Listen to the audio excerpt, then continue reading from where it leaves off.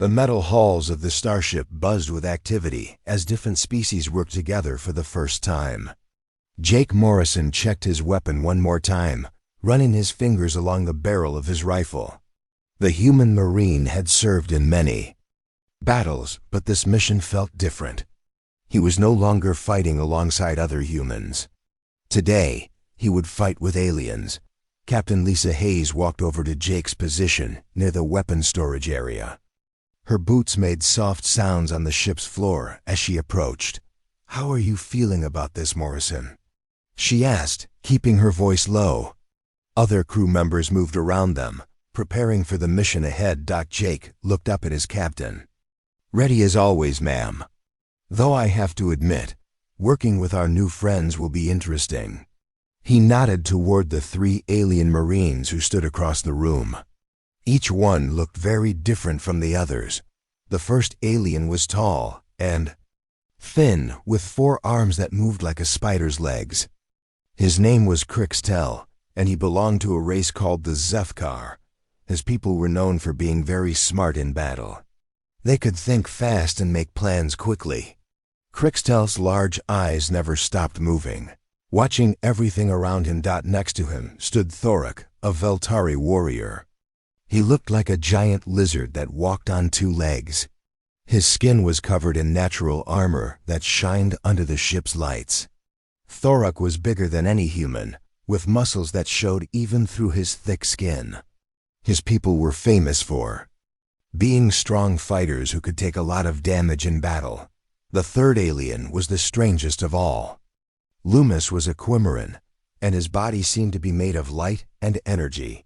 He had no solid form like the others. Instead, he glowed with a soft blue light that changed colors when he moved. His people could do things with energy that no other race understood. "They keep staring at you," Lisa said quietly. "I think they're worried about having a human on their team." Jake glanced over at the aliens. It was true. Every few minutes, one of them would look his way, then turn back to their own group to whisper something. "Can't blame them," Jake said. "We probably look pretty weak compared to them. No armor, no extra arms, no energy powers." "Don't sell yourself short," Lisa replied. "You've been through more battles than most of these alien Marines have even heard about. Your experience counts for something." The ship's speakers crackled to life.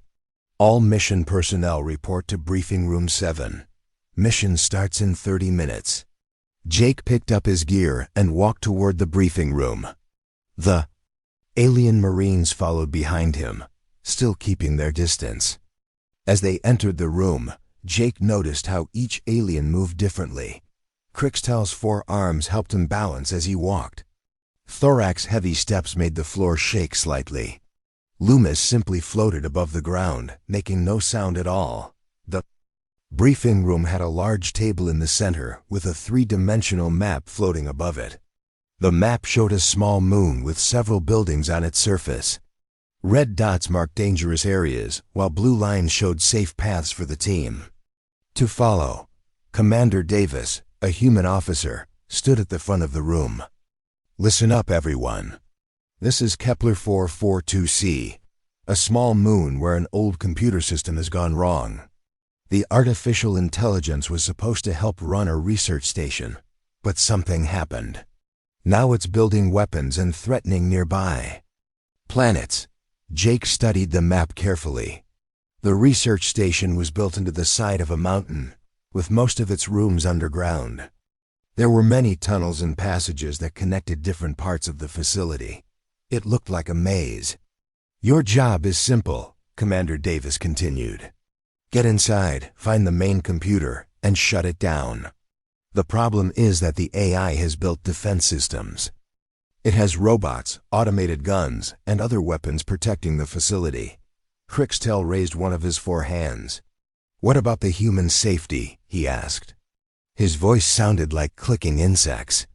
"My people's military reports say humans are fragile. Will he be able to survive the mission?" Jake felt his face get warm. The alien's question was not meant to be rude, but it still bothered him. "I've been in plenty of dangerous situations before," he said calmly. "I know how to take care of myself." Thorak's deep voice rumbled through the room. "No offense intended, human Jake, but your species has no natural armor. One hit from an energy weapon could kill you. My people can survive much more damage. And humans cannot process energy like my kind," Loomis added. His voice sounded like music made of light. "We do not understand how your species fights without these abilities."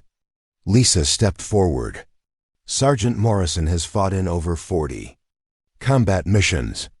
He's earned medals for bravery and leadership. I think you'll find that humans have their own strengths." Commander Davis pointed to the map again. "You'll enter through the maintenance tunnels here," he said, indicating a spot on the mountain's base. "The tunnels are narrow, but they should get you past the outer defenses. Once you're inside, you'll need to work together to reach the main computer room."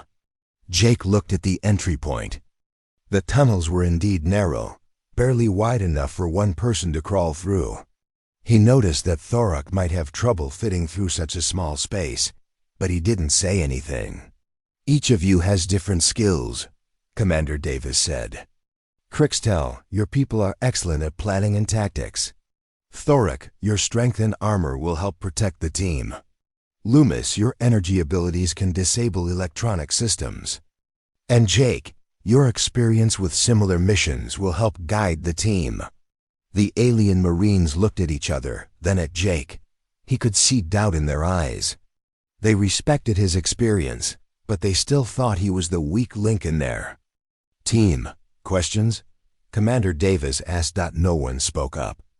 Jake gathered his equipment and prepared to leave. As he walked out of the briefing room, he heard Crixtel whisper to Thorak in his clicking language. Jake didn't understand the words, but he could guess what they were saying. They were probably making plans to protect him during the mission. Jake smiled to himself. These aliens had no idea what humans were really capable of. Soon, they would learn that being fragile on the outside didn't mean being weak on the inside. Humans had survived on Earth, one of the most dangerous planets in the galaxy, for thousands of years. They had learned to be tough in ways that didn't always show. The mission would start soon, and Jake was ready to show his new teammates what a human Marine could do. The maintenance tunnels were darker than Jake had expected. His flashlight cut through the blackness as he crawled forward on his hands and knees. Behind him, he could hear the sounds of his alien teammates moving through the narrow space. Thorak was having the most trouble, his large body barely fitting through the tunnel. The Veltari warrior had to remove some of his equipment just to squeeze through. "How much further?" Thorak asked, his deep voice echoing off the metal walls. Jake checked his scanner. "About 200 meters more, then we reach the main facility." He paused and looked back at his teammates. "Everyone still okay back there?" Crixtel's forearms helped him move quickly through the tunnel. "My people are built for tight spaces," he said. "This is not difficult for us." Loomis floated behind them all, his glowing form providing extra light in the tunnel. "The energy readings are getting stronger," he reported. "The artificial intelligence is definitely active in this facility." After 20 more minutes of crawling, they reached a grate that opened into the research station. Jake carefully removed the metal cover and peered into the room beyond. It looked like a storage area with boxes and equipment scattered around. Emergency lights cast red shadows on the walls. "Looks clear," Jake whispered. He dropped down into the room and helped the others climb out of the tunnel. Thorak made the most noise, his heavy armor clanking as he landed on the floor. The team moved through the storage room and into a long hallway. The walls were covered with pipes and wires that hummed with electricity. Jake took point, leading the group toward the center of the facility where the main computer was located. "Something feels wrong," Crixtel said. His large eyes moved constantly, watching for danger. "My tactical senses are warning me of a trap." Jake felt it too. The hallway was too quiet, too empty. In his experience, abandoned places were never this clean and organized. "Stay alert," he said. "Keep your weapons ready."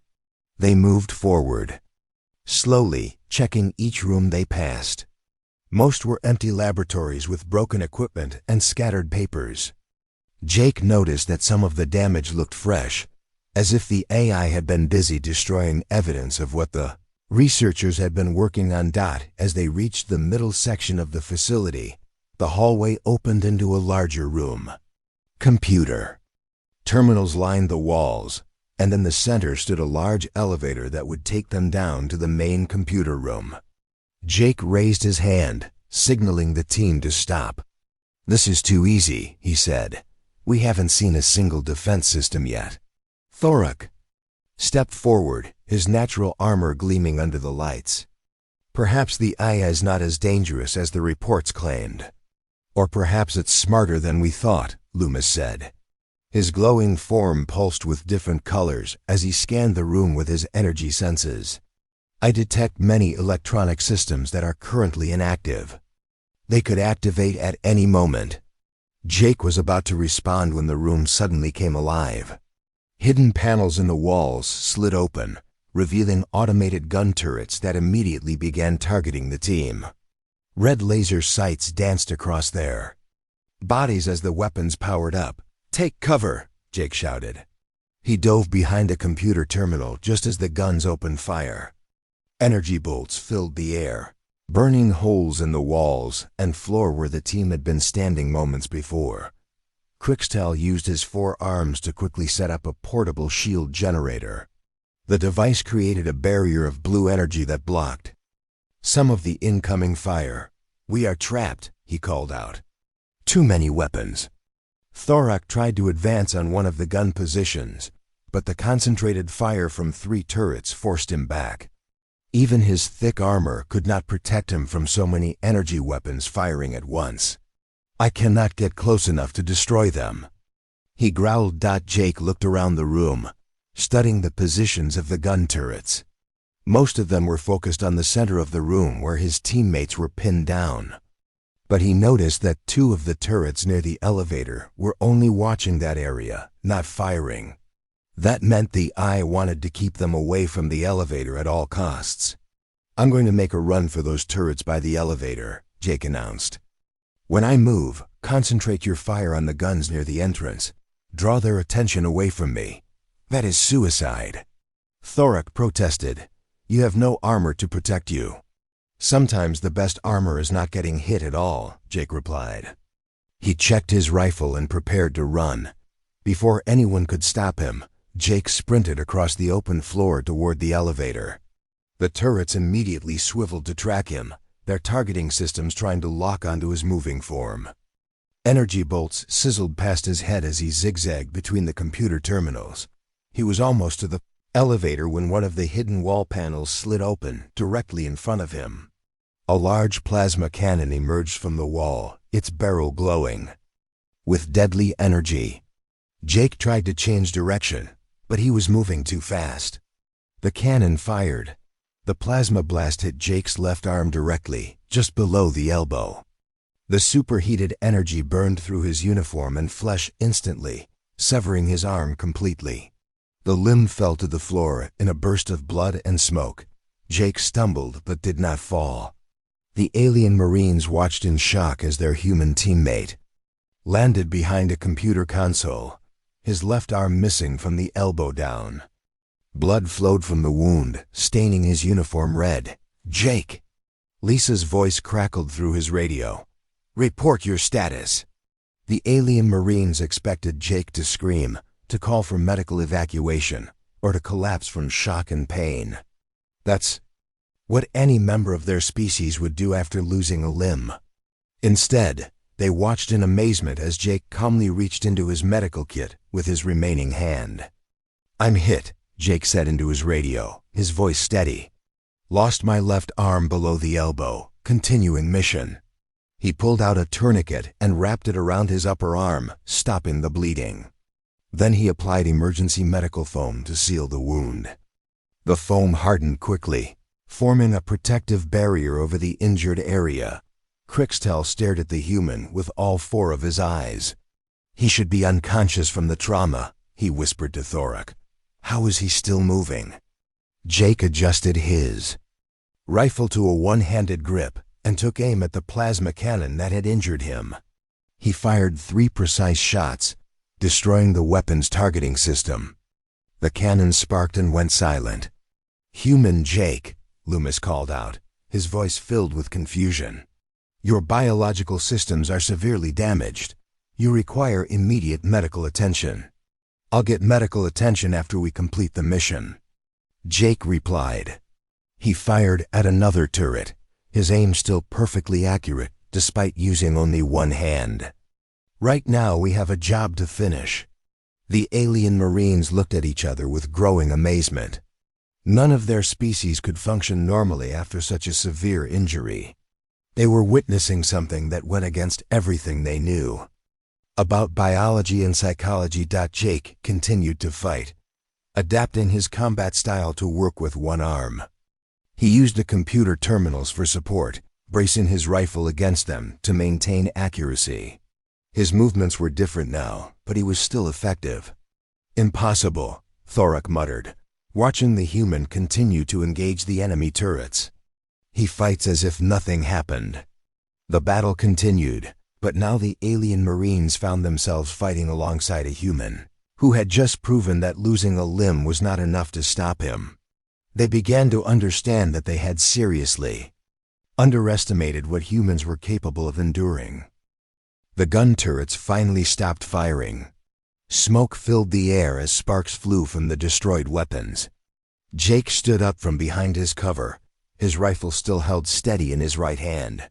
The medical foam on his left arm had hardened into a white shell that protected the wound from further damage. "Area secure," Jake announced into his radio. He looked around the room, checking for any remaining threats. "All turrets are down. We can move to the elevator now." Crixtel approached Jake slowly, his 4 arms moving nervously. "Human Jake, you need medical treatment. My people would be in shock after such an injury. How are you still standing?" Jake checked his ammunition and reloaded his rifle using only his right hand. The process took longer than usual, but he managed it without any help. "Pain is just information," he said simply. "It tells me something is wrong, but it doesn't stop me from doing my job." Thorak stared at the severed arm lying on the floor. "Your species is very strange," he said. "That limb was part of you. How can you ignore its loss?" "I'm not ignoring it," Jake replied. He walked over to the elevator and pressed the call button. "I know it's gone, but I still have 1 good arm, 2 good legs, and a working brain. That's enough to finish this mission." Loomis floated closer to Jake, his energy form pulsing with different colors. "My sensors indicate you are experiencing significant pain," he said. "Your heart rate is elevated, and your body temperature has increased, yet you continue to function normally." The elevator doors opened with a soft ding. Jake stepped inside and waited for the others to join him. "Normal is different for humans," he said. "We learn to work with what we have, not what we wish we had." As the elevator descended deeper into the facility, Jake noticed something interesting. The narrow space felt more comfortable now that he only had 1 arm. He could move more easily, and his profile was smaller. When the doors opened at the lower level, he realized this might actually be an advantage. The hallway ahead was partially collapsed. Broken pipes and fallen ceiling panels created a maze of obstacles. Jake studied the path and saw openings that would have been difficult to navigate with 2 arms, but might be possible with 1. "The passage is blocked," Thorak said. "We will need to find another way around." Jake shook his head. "Not necessarily." He approached the first obstacle, a gap between 2 fallen beams. "I can fit through there now. Let me scout ahead and see if there's a clear path." Before anyone could protest, Jake slipped through the narrow opening. His missing arm allowed him to squeeze through spaces that would have been impossible before. He moved like water, flowing around obstacles that would have stopped him when he was whole. "Jake, wait for us," Crixtel called out. But the human was already disappearing into the debris field. Jake found himself in a section of the facility that the others couldn't reach. The collapsed ceiling had created a series of small tunnels and chambers. He used his flashlight to explore the area, looking for a way to the main computer room. His radio crackled. "Jake, where are you?" It was Captain Lisa's voice from the ship above. "I'm in the lower level," Jake replied. "The passage is blocked, but I found a way through. The injury is actually helping me move through tight spaces." There was silence on the radio for a moment. Then Lisa spoke again.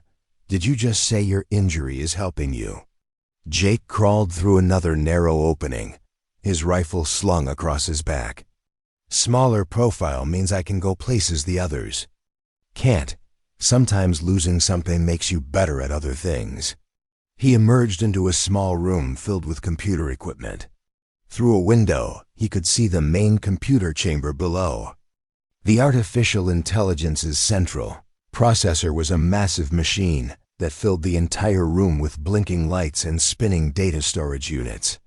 "I have visual on the target," Jake reported. "The I core is directly below me. I can access it through the maintenance shafts." Thorak's voice came through the radio. "You cannot complete the mission alone. You need our support." Jake smiled. "Who says I'm alone? I'll create a distraction while you find another way down.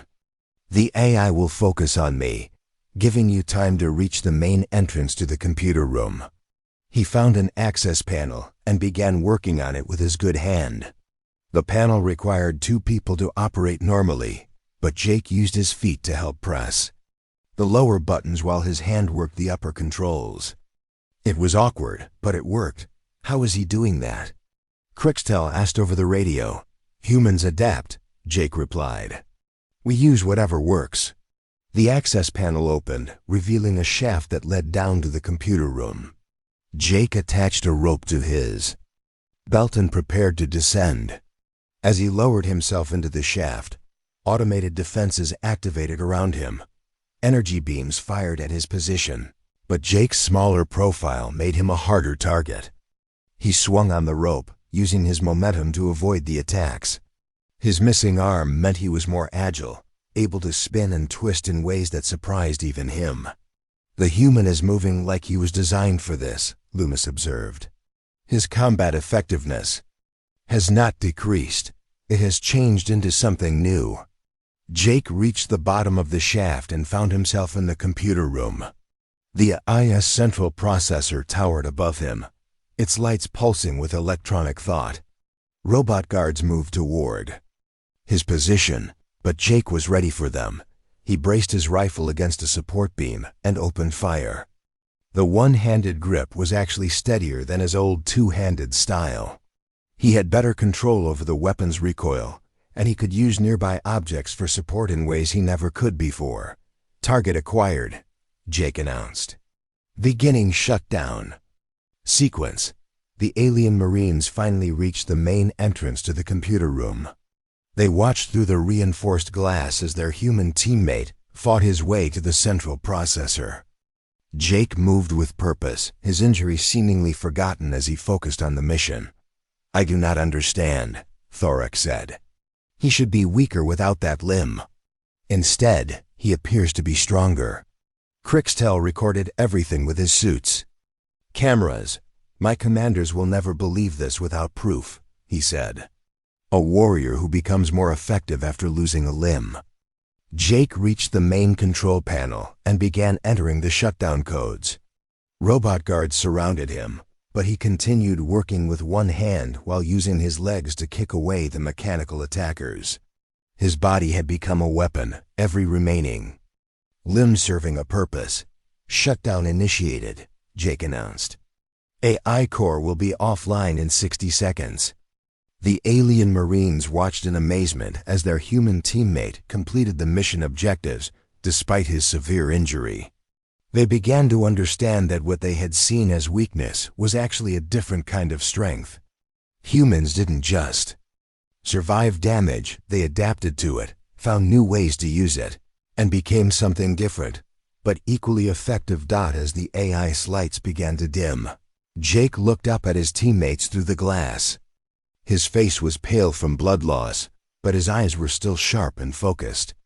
He had proven something important today, not just to the aliens, but to himself. Humans didn't need to be invincible to be unstoppable. They just needed to refuse to quit. The artificial intelligence's main processor sparked and went dark as Jake finished entering the shutdown codes. Red warning lights throughout the facility changed to green, indicating that the AI was no longer active. Jake leaned against the control panel, finally allowing himself to feel tired. "Mission accomplished," he said into his radio. "AI is offline. All systems are shutting down." The alien Marines entered the computer room through the main door, which had unlocked when the AI died. They approached Jake carefully, still amazed by what they had witnessed. Thorak carried a medical kit, ready to help treat the human's injury. "You did it," Crixtel said, his 4 eyes studying Jake with new respect. "But I still do not understand how you remain so effective with such damage." Jake sat down on a nearby crate, finally allowing his body to rest. The adrenaline that had kept him going was starting to wear off, and he could feel the pain in his missing arm more clearly now. "Maybe it's time I explain something about humans," he said. Loomis floated closer, his energy form glowing with curiosity. "Please do. Your species is very different from what our databases told us." Jake looked at his severed arm, then at his alien teammates. "My people come from a world that tried to kill us every single day.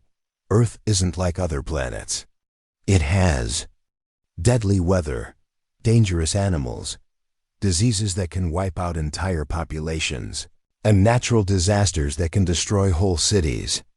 Thorak opened the medical kit and began examining Jake's wound. The medical foam had stopped the bleeding, but the human clearly needed proper treatment. "If your world is so dangerous, how did your species survive?" "By refusing to give up," Jake said simply. "Other animals on Earth were stronger than us, faster than us, had better teeth and claws. But we had something they didn't have. We could keep going when they couldn't. We could adapt when they couldn't." He pointed to his missing arm. "This injury would stop most creatures. They would hide, wait for it to heal, avoid danger. But humans learned to work with damage. We learned that survival isn't about being perfect. It's about being stubborn." Crixtel tilted his head, processing this information. "You mean your species evolved to function while injured?" "In a way, yes," Jake replied. "My ancestors used to hunt animals much larger than themselves. They would chase them for hours, sometimes days, until the prey collapsed from exhaustion. If a hunter got hurt during the chase, he didn't stop. He kept going because the whole tribe depended on that food." Jake stood up and demonstrated how he could brace his rifle against his torso where his left arm used to be. The weapon was actually steadier this way, locked against his body in a way that was impossible when he had 2 arms.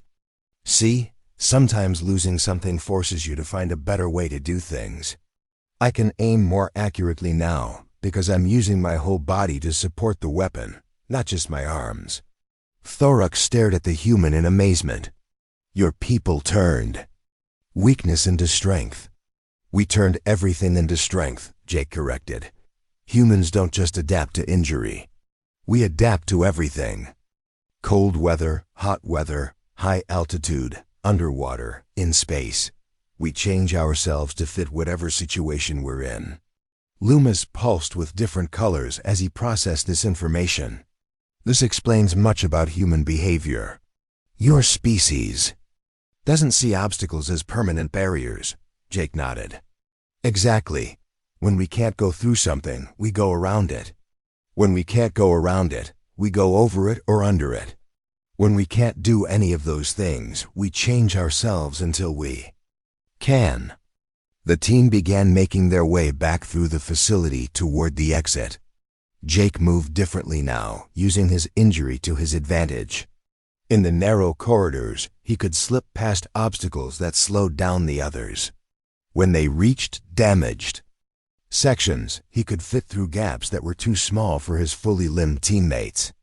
"This is remarkable," Crixtel said as he watched Jake navigate through a partially collapsed doorway. "You move with more efficiency now than you did before the injury." Jake paused and looked back at the alien Marine. "That's another thing about humans. We don't just survive trauma, we learn from it. Every injury, every setback, every failure teaches us something new. We carry those lessons with us and use them to become better." As they climbed back up through the maintenance tunnels, Thorak asked, "What will you do when you return to your ship? Surely you will need time to recover?" Jake laughed, surprising the aliens with his good humor despite his injury. "I'll get a prosthetic arm fitted and report back for duty. Probably in a few days." "A few days?" Loomis asked, his energy form flickering with confusion. "Such an injury would require months of recovery for most species. Not for humans," Jake said. "We heal fast, and we don't let healing stop us from working. Some of the best soldiers I know have prosthetic limbs. They're often more effective than they were before their injuries, because they've learned not to take their abilities for granted." They reached the surface of the moon and saw their transport ship waiting for them. Captain Lisa's voice came through. "Their radios. Good work, team. Medical is standing by for Sergeant Morrison." As they walked toward the ship, Thorak said, "Human Jake, I must apologize. My people believed your species was fragile." "We were wrong." "You weren't wrong," Jake replied. "Humans are fragile. We break easily. But fragile doesn't mean weak. Glass is fragile, but it can be sharp enough to cut through metal. Humans are the same way. We break, but we use the broken pieces as tools." Crixtel began composing a report on his portable computer. "I must tell my commanders about this. They need to understand what humans are capable of. Your species should not be protected. You should be respected as equal partners." Jake smiled as they boarded the transport ship. "That's all we've ever wanted. Not special treatment, just the chance to prove what we can do." The medical team immediately began working on Jake's injury, but he remained conscious and alert throughout the treatment. He answered questions about the mission, provided tactical analysis of the AI's defenses, and made suggestions for future operations. The alien Marines watched in continued amazement as their human teammate treated his severe injury as just another part of the job. They began to understand that working with humans meant working with a species that simply refused to be stopped by anything. As the ship left the moon's surface and headed back to the fleet, the three alien Marines sat together, discussing what they had witnessed. They had come to the mission thinking they would need to protect their human teammate. Instead, they had learned that humans didn't need protection. They needed respect, understanding, and the opportunity to show what they could accomplish when given the chance. The mission was over, but for the alien Marines, their education about humanity was just beginning. 3 weeks after the mission, Jake Morrison stood in the medical bay of the starship, looking at his new prosthetic arm. The artificial limb was sleek and silver, with joints that moved smoothly and fingers that responded to his thoughts. The alien doctors had been amazed at how quickly he healed and how eagerly he wanted to return to active duty. "How does it feel?" Dr. Sarah Walsh asked as she checked the connection points where the prosthetic attached to his remaining arm. Jake flexed the artificial fingers and made a fist. "Strange at first, but I'm getting used to it. Actually, it's stronger than my old arm and doesn't get tired." He lifted a heavy medical scanner with ease. "There are some advantages to having machine parts." Captain Lisa Hayes entered the medical bay carrying a data pad. "Jake, I have some interesting news. The alien Marine commanders want to speak with you. They've been reviewing the mission reports from Crixtel, Thorak, and Loomis." Jake raised an eyebrow. "What kind of review?" The kind that questions everything they thought they knew about humans, Lisa replied with a smile. Apparently, your performance during the mission has caused quite a stir in their military command structures. Later that day, Jake found himself in the ship's main conference room, facing 3 large screens.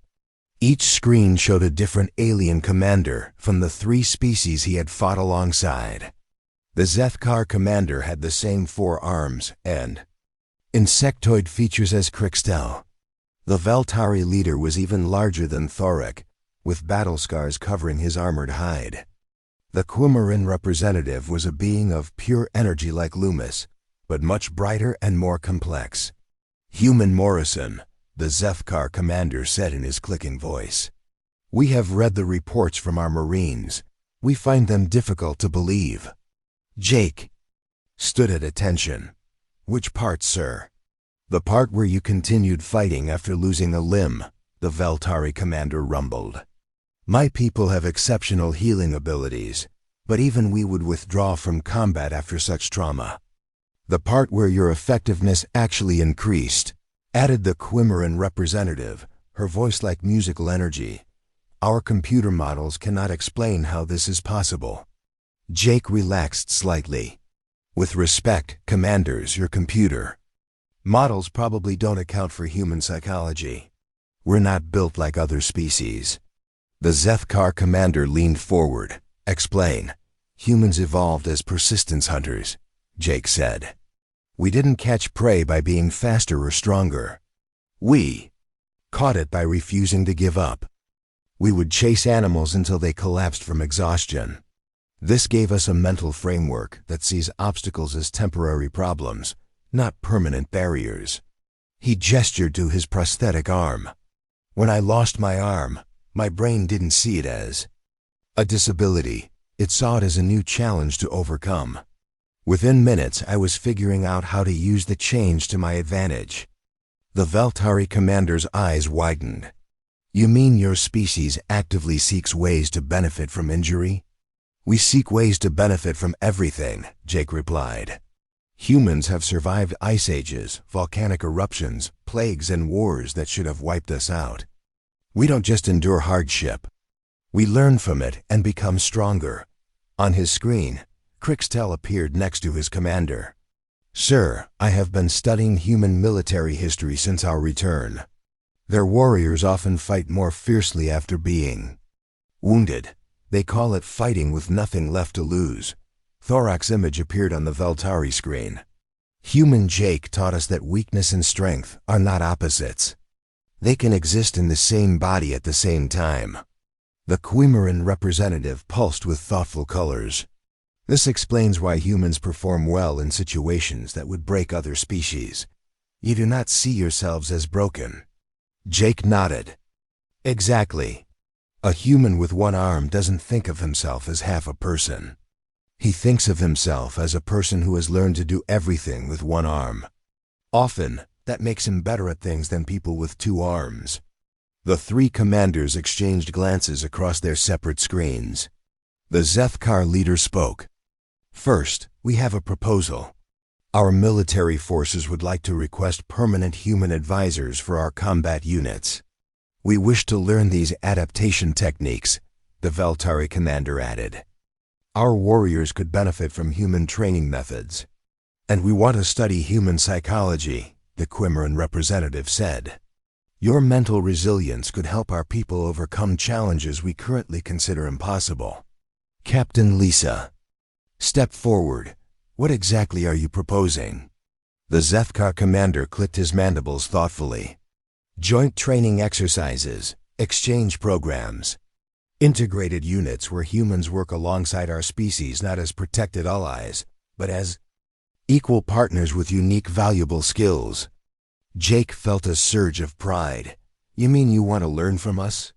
We want to learn with you, the Veltari commander corrected. Your species has abilities we lack. Our species have abilities you lack. Together, we could be much stronger than any of us alone. The Quimarin representative glowed brighter. We are also recommending that human combat effectiveness ratings be completely revised. You should not be classified as a fragile species requiring protection. You should be classified as an adaptive species capable of functioning under extreme conditions. Over the following months, everything changed. Human Marines began serving as instructors in alien military academies, teaching courses on persistence, adaptation, and psychological resilience. Alien warriors came to human ships to learn about combat effectiveness through adversity. Jake found himself leading mixed units of humans and aliens on increasingly difficult missions. His prosthetic arm became a symbol of human adaptability. Alien soldiers would point to it and say, "Remember the human who became stronger when broken." The three species that had once worried about human fragility now competed to have humans assigned to their most challenging operations. They had learned that humans brought something to combat that no other species possessed: the absolute refusal to be defeated by circumstances. 6 months after the mission to Kepler 442c, Jake stood on the bridge of a new starship designed specifically for mixed-species crews. Half the officers were human, half were alien. They worked together seamlessly, each species contributing their unique strengths to the team. Crixtel approached him, now wearing the insignia of a promoted officer. "Human Jake, I have a question." "What's that?" "Do you ever regret losing your arm?" Jake looked at his prosthetic hand, then at the mixed crew working around them. "You know what? I don't. Losing that arm taught me something important about what humans can do. It taught all of us something important." "What is that?" Jake smiled. "That being broken doesn't mean being defeated. Sometimes it just means you're ready to become something new." The alliance between the species grew stronger every day, built on mutual respect and the understanding that every race had something valuable to contribute. And at the center of it all was a simple truth that Jake had demonstrated with his own body: humans don't just survive adversity, they transform it into strength.